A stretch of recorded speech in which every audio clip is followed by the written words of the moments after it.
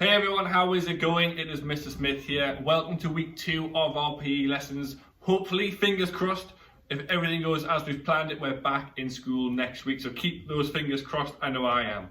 Last week, if you remember, we did some jumping events. We're going to be looking at different throwing events this week. We're going to be looking at one event that you might see in the Olympics, and we're going to look at one event that we would do on a normal sports day in school, and we'll talk about those as the lesson goes on. We'll be using the same sheet as we did last week, but you'll have different events on, so you'll have different scores to write down, if that makes sense. So what you're going to need today is simply a nice base and a pair of socks. If you can go outside, that's even better, but if not, a bigger space inside will be absolutely fine, okay? So let's get straight on with today's activities. Alright then guys, so our first event is the backwards ball throw. This is one that normally you wouldn't see in the Olympics, but we would do on our typical sports day out on the field when it's lovely and sunny.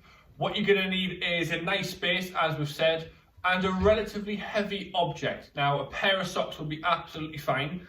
Please, please, please, not heavy enough to break something in your living room or in your garden. So make sure you're really careful with that. And as usual, if you're not sure, ask a grown-up. Make sure you've got some markers ready. So I've got my cool pillow here to start off with my starting point, and I've got, sticking with our staying safe theme, a nice bottle of spray disinfectant to mark where my throw lands, okay? This is how the backwards ball throw is going to work.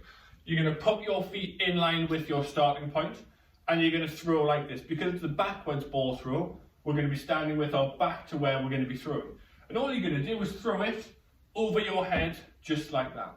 Once you've done that, as usual, you're going to take some steps. We'll put our marker down first, and then we'll go. So there's 1, 2, 3, 4 feet. So that's how you'll measure.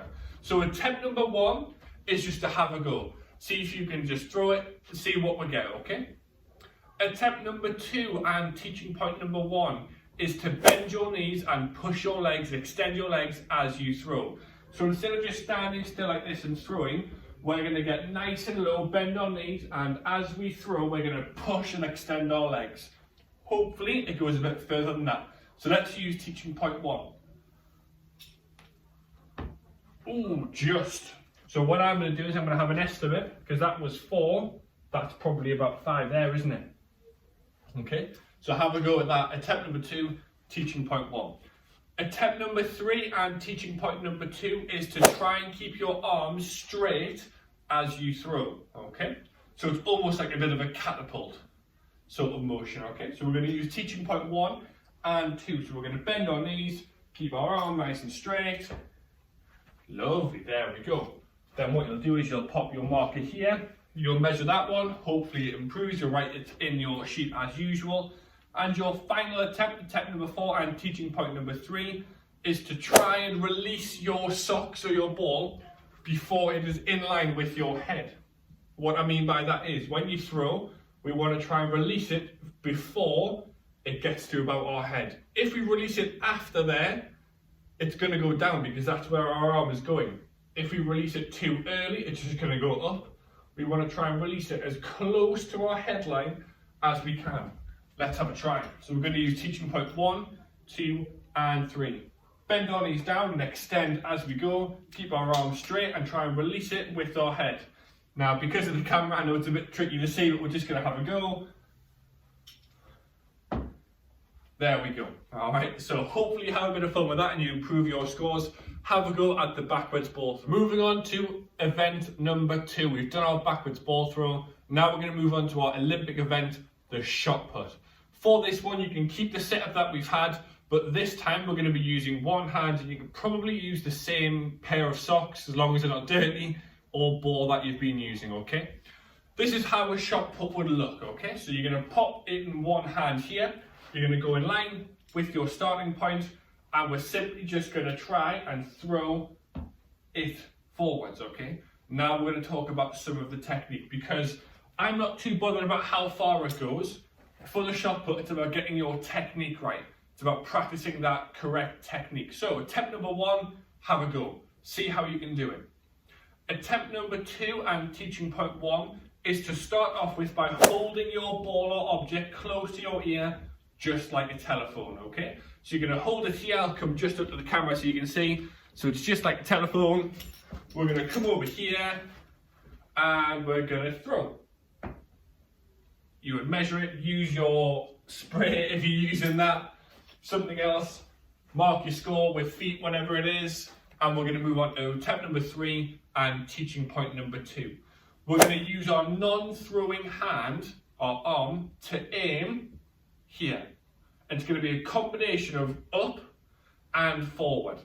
So what I mean by that is we're going to start with our ball here next to our ear like a telephone, and we're going to use this hand to aim where we would like it to go. So I'm not aiming forward because I'm just going to go down. I'm not aiming up because I want it to go forwards. So it's about in between there, in that middle part here. So we're going to use that arm to aim. We're going to push and throw. Hopefully it improves your score. Give that one a try. Moving on to attempt number 4 and teaching point number 3.